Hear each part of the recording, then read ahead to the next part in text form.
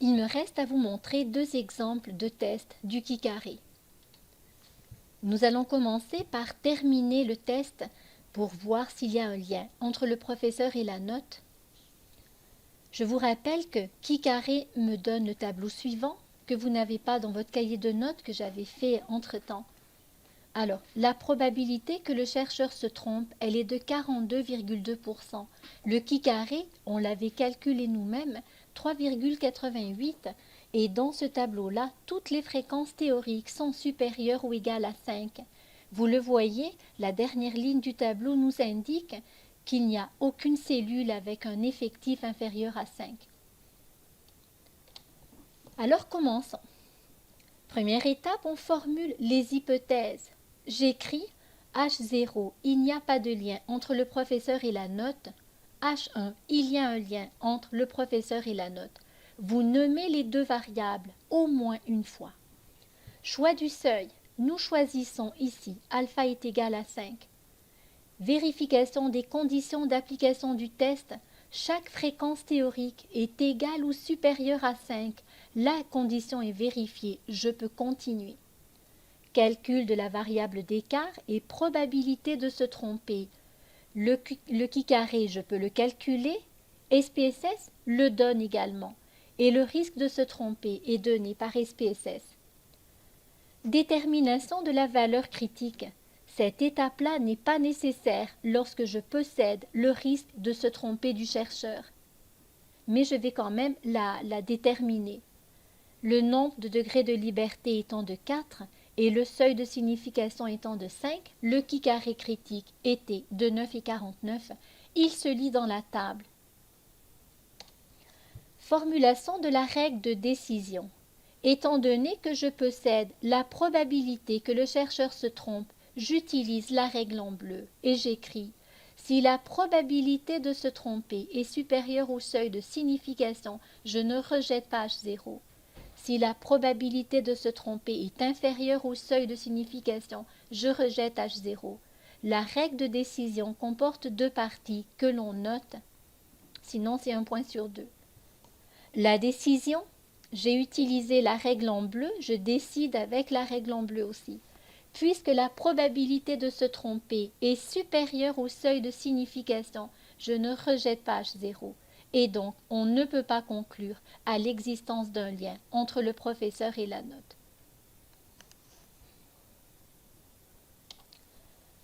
Graphiquement, le Kikaré aurait été dans la zone de non-rejet parce que le Kikaré est de 3,88 et le Kikaré critique est de 9,49. La probabilité que le chercheur se trompe, c'est la zone orange. Elle est bien plus grande que le seuil de signification. Alors ici, on ne rejette pas H0. Un deuxième exemple de test de Kikaré. Je veux vérifier s'il existe un lien entre l'état matrimonial et le degré d'attachement aux possessions matérielles. Je suis à la page 123 de votre cahier de notes. Vous avez un tableau qui montre la répartition de 176 Québécois selon l'état matrimonial et le degré d'attachement aux possessions matérielles. Alors, degré d'attachement, la variable est qualitative ordinale, elle possède trois modalités. La variable état matrimonial est une qualitative nominale, elle possède trois modalités. J'ai donc 4 degrés de liberté et j'ai 9 cellules dans ce tableau-là. Les échelles de mesure, c'est une échelle ordinale et une échelle nominale. Les tests de Kikaré ne se font que lorsque j'ai des variables mesurées avec des échelles nominales ou ordinales. Je vais commencer par calculer les fréquences théoriques. Alors, je commence par la première cellule. Je regarde le total de la ligne 58, le total de la colonne 38, je divise par le grand total. Ça me donne 12,52. Ça veut dire que j'aurais dû théoriquement avoir 12,52 personnes ici. On peut arrondir à une décimale, ça suffit amplement. Je calcule ensuite la variable d'écart. La variable d'écart mesure l'écart entre la fréquence observée dans mon échantillon et la fréquence que j'aurais dû théoriquement avoir s'il n'y a pas de lien. La formule est la suivante. Je prends l'écart entre FO et FT que j'élève au carré et je divise par la fréquence théorique. Je dois faire 9 calculs puisque j'ai 9 cellules. Ça me donne le résultat suivant. En additionnant les 9 calculs ou les 9 résultats, j'obtiens 52,17. Mon qui calculé dans mon échantillon est de 52,17. SPSS me donne la valeur du qui carré. À la page 124 de votre cahier de notes, vous avez ce tableau-là. SPSS me donne la valeur du qui carré, le nombre de degrés de liberté et la probabilité que le chercheur se trompe. 0,000. Si on la met en pourcentage, ça me donne quelque chose très proche de 0. Là, on ne voit pas les décimales après le 4e chiffre. Alors la probabilité est proche de 0. SPSS me donne également le nombre de fréquences théoriques qui sont inférieures à 5. Il n'y en a pas, ça veut dire qu'elles sont toutes supérieures ou égales à 5. La condition du test est respectée.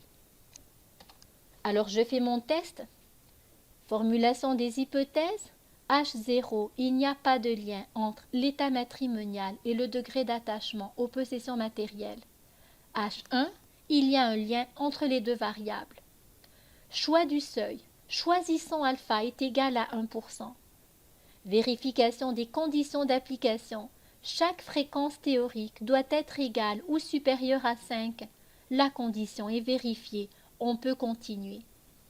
Calcul de la variable d'écart et probabilité de se tromper. SPSS me le donne. Le qui carré est de 52,17. Le risque que le chercheur se trompe est très proche de 0. Étape 5. Détermination de la valeur critique. La valeur critique se détermine à partir d'une table. Ici, avec un seuil de signification de 1%, le qui carré critique est de 13,8. Étape 6. Formulation de la règle de décision. Puisque je possède la probabilité que le chercheur se trompe, j'utilise la règle de décision en bleu. Les deux reviennent exactement au même. En bleu, si la probabilité que le chercheur se trompe est supérieure au seuil de signification alpha, je ne rejette pas H0.